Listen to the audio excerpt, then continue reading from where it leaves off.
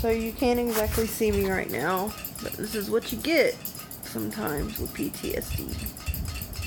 You get late nights, super early mornings since I've been up since 5 o'clock, couldn't go to sleep, even though I had a chance to sleep in.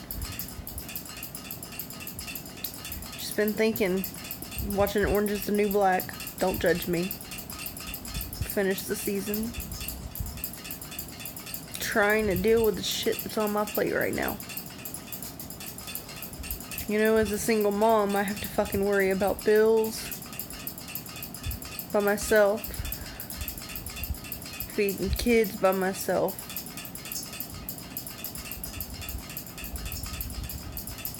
At least that's what you would think. But I'm lucky. I have a man who loves me unconditionally. I have a man who loves my kids unconditionally. And we're trying so hard to make a family together, to be a family together. And it just feels like the world's just trying to tear us the fuck apart. Together we have 4 kids combined. He has 2 and I have 2. And we're trying not to get at each other's throats or argue for the things that happen in previous relationships. All kinds of shit happened with his divorce. And it makes it so difficult for us to not only not be able to live together, but to be able to take family vacations together. And we've been together almost 2 years. And it's just, it hurts. Feels like a part of me's missing because the rest of my family's not here. I should have tucked all 4 of my kids in bed tonight. Instead, I've only got to tuck 2. I should have been able to lay down next to my man in bed and gave him a kiss goodnight, and he'd be the first thing I see in the morning. And instead, I took my 2 in, and I'm in here laying on the couch, trying to get some sleep, and failing. I'm stressing so much, because I'm trying not to be upset with him, because it's not his fault. It really isn't. It's all the shit his ex put him through. And it's just so hard some days. He's 32, almost 33. I turned 30 this year. And we have to ask permission to do anything. We have to ask permission to go out on a date night. We have to ask permission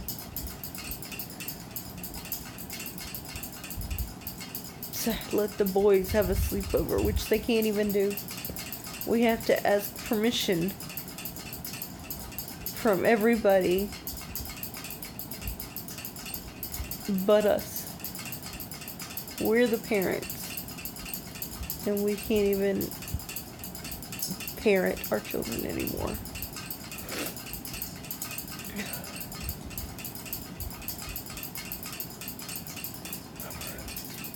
He told me today, he said, I'm so tired.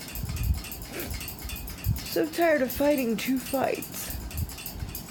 The fight it feels like he has to try to please me, so we can be a couple and be a family together like we're supposed to be. In the fight to please everybody else, to make sure everything else is right. Just to make everybody else happy. And you would think it would be so easy to say fuck everybody else. But when those people are your mom, or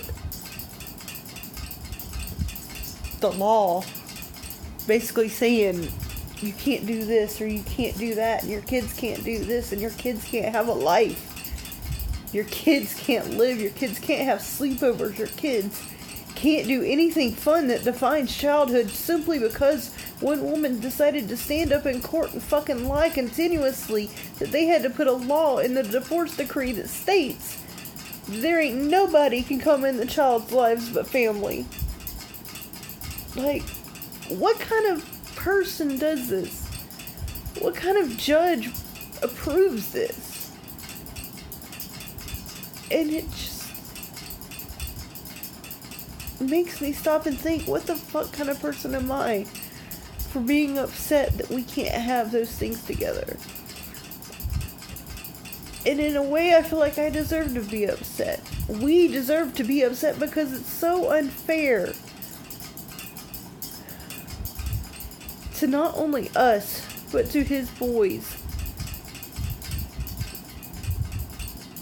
And it just seems like it has no end. It seems like it continuously is going to go on and go on and go on simply because somebody won't let it go. They've had everything taken from them. Every kind of visitation imaginable. And yet, they're still trying to ruin everybody else's life. And what they're really doing is ruining the two boys that they love. And I'm so over it. I'm so over me and my man arguing because we can't have our family together like we should. And there's no reason why we shouldn't be able to. There's no reason why we shouldn't be able to take our kids together on a cruise or on a vacation or anything. There's no fucking reason why we shouldn't be able to do any of these things, and yet here we are. Here we fucking are. And it doesn't matter how much we fucking try. It just seems like it's not enough.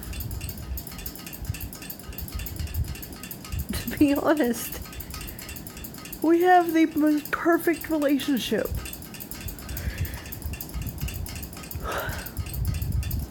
If this one thing could be fixed, our whole world would change. The boys ask all the time, why can't we stay at Lindsay's house?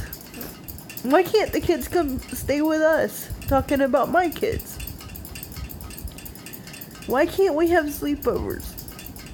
And we really don't know what to tell them. And there's not really much we can do, honestly.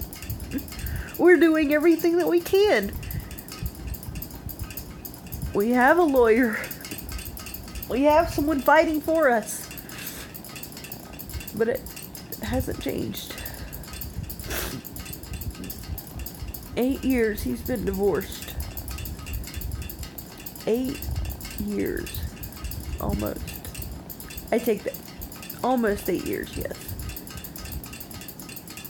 Excuse me, that's how long he's been fighting this battle. He actually got officially divorced in 2013. Or 2014. And yet, 2 years later almost, still fighting the same fight for a fight that doesn't seem like it's ever gonna end. And I know all of you out there who actually listens to this or even gives a fucking shit. And you ask me, Lindsay, is it worth it? Is it worth the tears? Is it worth fighting for? Is it worth struggling just to have that man in your life and to have those 2 kids in your life and to have that? And, at one point in my life, maybe it wouldn't have been enough. Or if it was someone else, maybe. But it's not someone else. It is my soulmate. It is 2 kids whom I love so much that I consider them my own. Even though I didn't birth them. the two kids whom I love and come give me a hug every time they see me. Every single time that I kiss them goodbye in the morning or tell them goodbye in the evening. It's the I love yous from him every morning and the good night, my queen, at night. It's everything. I just wish, and a lot of good, yeah, I know, that'll do me, but I just wish that this shit would get straight. I just wish that our kids can have a future together. And I'll be goddamn glad when we're able to. So for tonight, that is my rant. I'm actually gonna try and get some sleep now. I hope you all have a wonderful evening. And I will talk to you on my next one. Bye.